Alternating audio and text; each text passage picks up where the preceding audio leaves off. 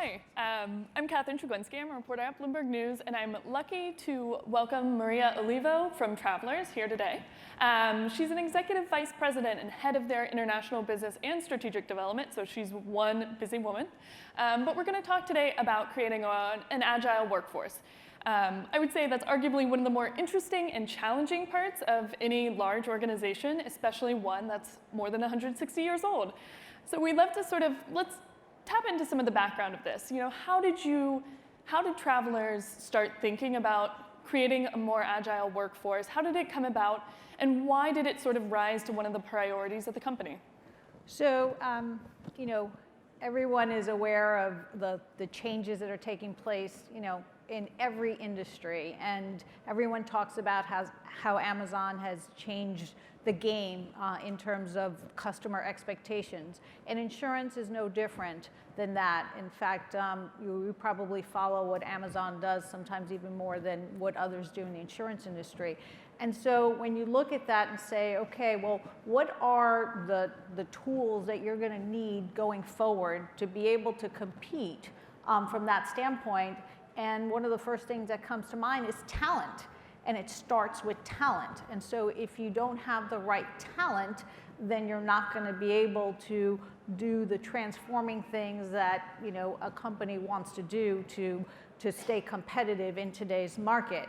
And so it starts out with talent, and then we looked at and said, well, what are the skills that we're going to need going forward? And historically for insurance, you needed finance people, you needed actuaries, you needed claim people.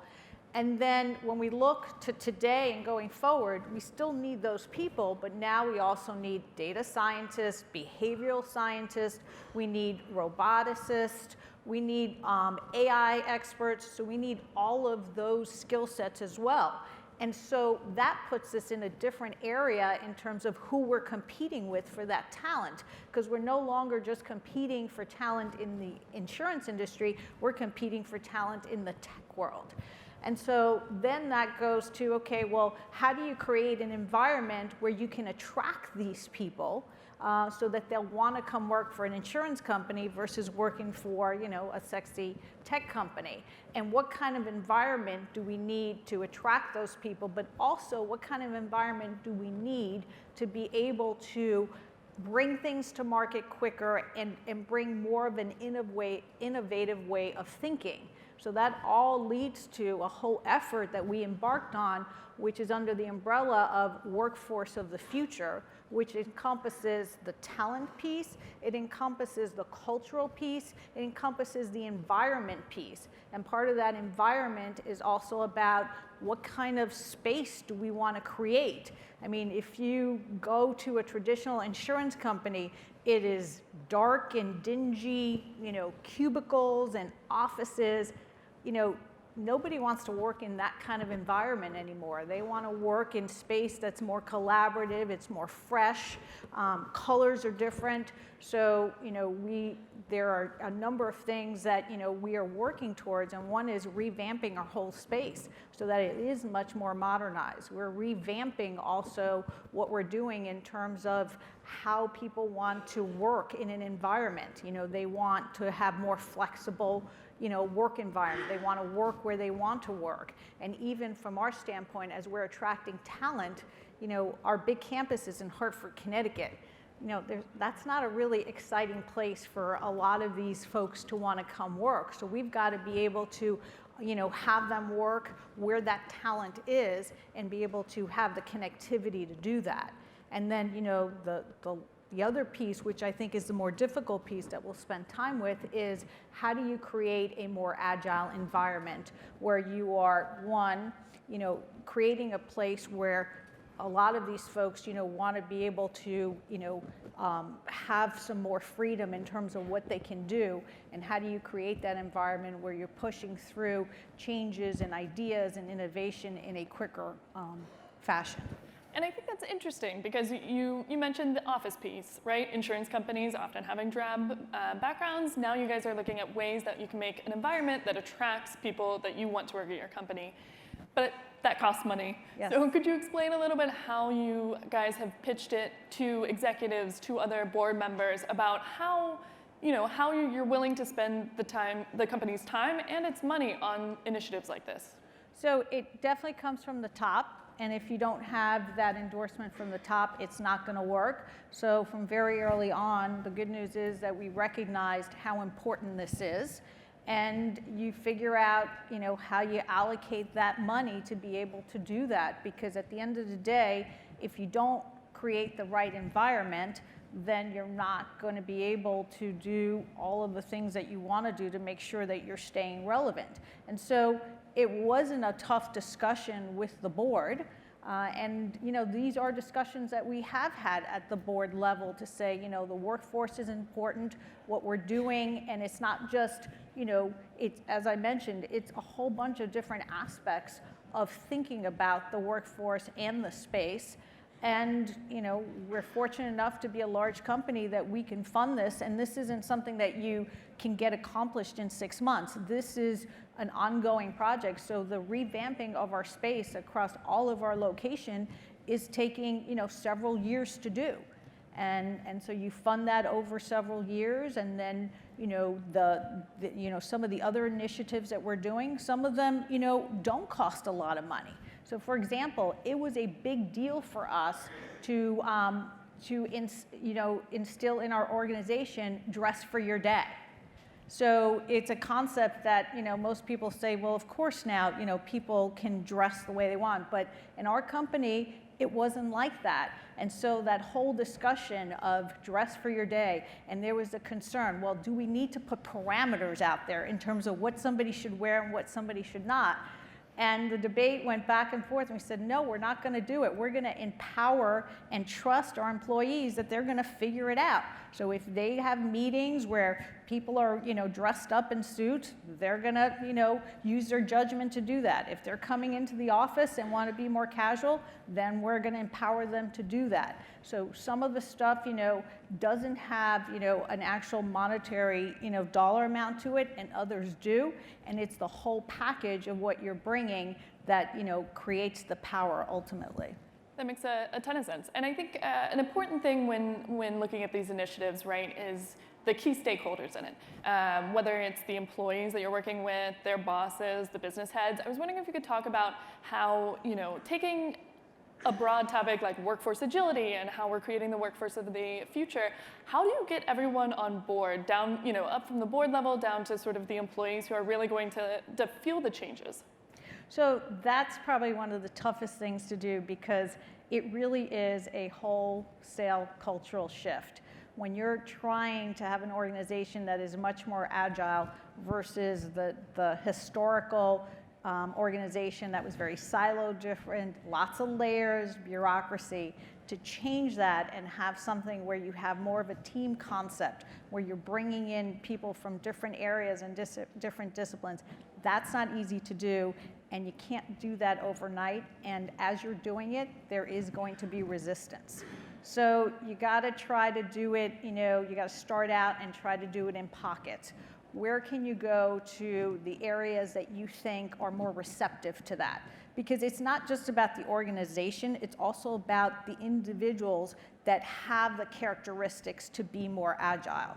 So when the work that we're doing on creating a more agile environment, we're looking at the behaviors that individuals tend to possess that would be successful in an agile environment, as well as what are the things that the organization can do to provide to be able to be more agile. And we look at both. And so part of what we're doing is, we've identified the characteristics, and we're trying to, help individuals to be able to be comfortable with those. So being more candid, being innovative, being more open, taking more risks. Our organization, while we were very collaborative, there was a view that, people didn't want to take a lot of risks because, failure was not viewed as something that was okay in the organization. And it's getting people comfortable to say, it's okay, and we don't even want to use the word failure, we want to use learn fast. So go out there and try and learn fast. And so if something, hasn't worked out, let's move on and let's figure out why and let's go on to the next. So it's changing, the behaviors of individuals, making sure going forward we're attracting individuals that have those characteristics, and then trying to provide the framework for the organization where we can make it easy for teams to get together, to empower the teams so that they have the power to make the decisions and come up with the recommendations and not have things be as micromanaged as they were historically. Totally. And you brought up an interesting point there, failure. I think especially when it comes to large organizations, they don't like that word. So how do you guys determine now when you're thinking in this more sort of agile framework, how do you determine when a strategy or maybe a product or something has failed? When do you know when to cut your losses and sort of move on to the next thing? So the important thing is to be able to set the right goals and objectives. And if you don't have those coming in, you don't want to set the path in terms of how you're getting there, but you do want to have goals and you want to have objectives so that as you're going along and trying to get accomplished what you want, you can measure them on a regular basis. So this way, you know that if something is not, working according to the goals and the objectives, then you gotta evaluate and say, do we keep going or do we change course, and why or why not? And so we actually had an example where we launched a product in an agile way. It took us, less than 3 months. We came out with, an MVP. The product is called Traverse, and it's, insuring your stuff. And we launched it in the market, and what we thought, was going to be, accepted wasn't. And so we actually pulled it off the market and have revamped it and are going to launch it again. And so that's something that's new for us, where we actually did something quickly. It wasn't fully baked, which we normally have everything fully baked. It wasn't fully baked. We tried it out. We learned what people liked and didn't like. We took it off the market, revamped it, and now starting again. So it's getting more accustomed to doing more things like that. And I think that's interesting. We talked a little bit earlier about, trying with a product and failing in a world that's highly regulated. Insurance is definitely that world. Could you explain a little bit about how you guys are willing to work more agilely, take an MVP and sort of try it out and then know when to pull it back? I mean, how do you guys kind of launch a product a little more agilely? So we definitely, pick the markets in a regulated industry you want, and where every state has, different regulations. You want to pick the states that are going to be more conducive to you being able to make changes and tailor your product. So we do a lot of work to say, okay, if we're to launch this product, where would we go? What states would be and what markets would be good to launch? And that's where we started out, and that's where we tested. And we want to make sure that we have enough of a sample set, a diverse sample set, that we get a good enough reading as to whether something's going to work more broadly or not. That makes a ton of sense. And maybe flipping it on its head, how do you determine success? So when you look at making the workforce of the future a more agile place, what is going to make you rest easy at night knowing that you've accomplished that at Travelers? So part of it is having engaged employees, and we're doing a lot more surveys now with our employees, and we're getting, we're taking in the feedback. And what makes us feel good about what we're doing is, do we have a more engaged survey? Do employees want to come work at our company? Because all the research will show that the more employees are engaged, the more that they're going to be successful, not only for themselves, but for the organization. So that's, very important. The fact that we are able to start, coming up with, product opportunities much quicker than we have in the past, and being able to, showcase and demonstrate the things that we have done, and also be able to showcase to say, we did this, we're changing it, we're going forward, and having the organization feel that it is okay, and that you can try something and it may not work exactly the way you want, but take those learnings and let's plow it into something else. So it's those types of things that I think we're feeling really good that we're creating the right environment to be able to make sure that we have engaged employees that are going to think creatively and be innovative. That makes sense. And maybe talking about every division? Because obviously Travelers is huge. I just looked it up this morning, about a $34 billion market cap. You guys have plenty of employees across multiple divisions. You're adding new businesses like Simply Business. How do you determine what strategies, like what agile work strategies are going to work for each division? Because I assume they've got a bit of a different characteristic, They do have different characteristic, and one of the things that we also recognize is that you can't build one model for what is agile and apply it to all the different areas, because there are certain areas, particularly functional areas, where the whole, bringing teams together, individuals from different disciplines, doesn't necessarily work. But that doesn't mean that even if you're in an area where that doesn't work, that you don't want employees to feel like they should be challenging what they do on a day-to-day basis and seeing if they can make it better. So it really does depend on the area in terms of what makes sense. So we're trying to build the right characteristics and the framework to say, okay, the concept of bringing teams together, of empowering them, and having diverse views, making sure that you're picking individuals that are bringing the necessary skill sets for whatever project or whatever thing you want to do.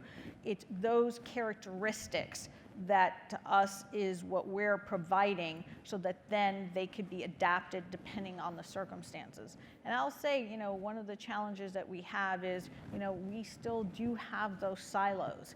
And so you will see, agile environments within the silos. But what we ultimately want to achieve is to have the agility go across the silos. And then that's where I think that we have really succeeded, is not only on your individual units, but across the place, is to span that so that you're really thinking about the customer holistically. Because one of the things that we recognize is the customer doesn't care that, okay, well, if you want that, that's coming from this area versus coming from this area. They don't care about that. That's our issue. And the more we continue to think about it, separately, the more cumbersome it is for us to deliver what the customer wants. So we have to move to say, okay, you definitely want the specialization, you don't want to lose it, but we've got to figure out how we make it easy, not only externally to the customer, but internally, because that'll make us more efficient to deliver that across the board and not be bogged down by divisions and silos. And it feels like one of the biggest challenges with that, right, is partially how the company's set up, but also partially the mindsets that you're working with. And I know you guys talk a bit about personal agility. How do you guys tweak that? I mean, how do you teach someone to be personally agile? How do you define it? And maybe how do you guys train people to think a little more? So it really starts from bringing your individual self to work. And historically, people have felt uncomfortable doing that. But now you're seeing more to say, we want you to bring yourself to work. What is unique about you that you want to bring to work, and be comfortable about doing that? And that changes how you start feeling and how you start thinking. If you can be authentic, that can spark a lot of creativity. So we encourage people to be authentic. We encourage people to take risks. We encourage people to be honest. How many people have sat in a room and, someone says something and you're all kind of nodding your head, but are you really buying into what they're saying, or are you just kind of nodding your head and saying yes, yes, and not speaking your mind? And we're really trying to encourage people to say, if you have an opinion, share your opinion. Forget about the hierarchy in terms of what level you're at versus someone else. You come into the door and your title and your level gets, left at the door, and then you're there in the room because we want you there, and we value your opinion, so let's share it and let's have honest conversations. Do you have any tips and tricks for people though? Because I assume, saying like, oh, it's great, don't think of the hierarchy at the company, but people work years to earn those titles. I realize there's sort of a personal attachment there. Have you guys learned anything, tips and tricks wise, on how how to sort of chip away at some of that thinking. So we're leading by example from the standpoint that the whole Workforce of the Future task force and some of the individual verticals underneath that, for example, one is working with agility. We have brought in, diverse people to the team, all different levels. And when we're in those discussions, and it's interesting because you talk to some of the younger folks, and at first they're coming in and they're, kind of, not really knowing what to think and saying, gee, should I really speak up and does my opinion value? And so what we do is we ask them. We say, what do you think, Deborah? What do you think, Joe? We want to hear your thoughts. And if you do that enough, they start feeling more comfortable about that. And so by the end, these work streams, everyone's got their opinion, everyone's sharing their thoughts, and and we're taking, ideas from whoever has suggested something that we think will work. And so it's continuing that, and it doesn't start out that way. You're right. It could be uncomfortable. It could be awkward. But if you create that environment and make them feel comfortable that it's accepted, it does happen. And do you think, because you guys have been working on this for a little bit, I'm kind of curious, what mistakes have you made, or what have you not done that you sort of wish you would have, maybe a couple months back? So I think one of the things that, we balance a lot and we torture ourselves with is, when we come up with certain ideas and we say, well, gee, is the organization ready to accept that? And sometimes you can be a little conservative and say, well, maybe not, and so then you won't push it as much because you're concerned that it's going to be rejected. So it's really hard to find the right balance, but we're really trying to challenge ourselves to say, yes, this is going to be tough, and we're going to have to really try and push this, and not and push yourself as far as you can so that you're really trying to affect the best change you can. And that's hard. It's not easy to do because it is an art, and it's not, and you're really trying to find that right balance. So I think that's been one of the more challenging things is to when you're coming up with ideas, really trying to implement, figure out which ones you can implement and not being too conservative so that you're missing opportunities. And it's been a good time for corporations. It seems like a great time to think about how do you make your workforce more agile, but how are you ensuring that these strategies that you guys are putting in place now are going to make it through the next recession, that they're going to be an underlying strategy that sticks with travelers? So hopefully they become part of your fabric, right? So that's what you want, that it becomes a lot more natural. And the insurance industry, we're not at our best performance in terms of when you take a look, the weather has been challenging and interest rates have been low, which is a big part of our income. And so there's been a lot of headwinds to us, but we're not stopping. We're making sure that we're continuing on that journey because that journey is important. And one of the things that our CEO has put to us is to say we need to perform and transform. And so in order to transform, you need to make sure that you're performing. So we're focusing on that perform, but the more that we can perform well, the more that gives us the ability to transform.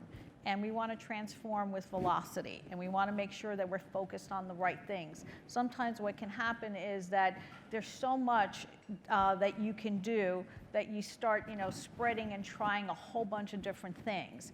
And you can lose focus with that. So we're trying to focus on the key things that we think are going to make a difference for us, and really work on those going forward. So it is a journey, and you should not be in good times or bad. You still got to keep working at it. And ultimately, what you want is that it becomes natural and it becomes part of the new fabric of the organization. So to wrap this up, I'm kind of curious, say a member of the audience wants to also take a 160-year-old institution and break down some of those barriers, what would be your biggest piece of advice for them to get started? Make sure that you have the support from the top. because it really does have to come from the top. And so you have that support, and then make sure that you're approaching it in an open way where you don't necessarily, you know the objectives in terms of what you're trying to achieve, and you're guiding the organization. Make sure that the organization has the right vision, so everyone, all of the employees know what we're trying to strive for, and then work with them to have them be part of the solution. Don't put down a solution. They should be part of that solution, and when they're part of that solution, amazing things can happen in terms of what they come up with, but then they will have bought into it. Great. And thank you, Maria, for gifting us with all the knowledge and insight she's learned from turning around travelers. Thank you. Thanks, guys.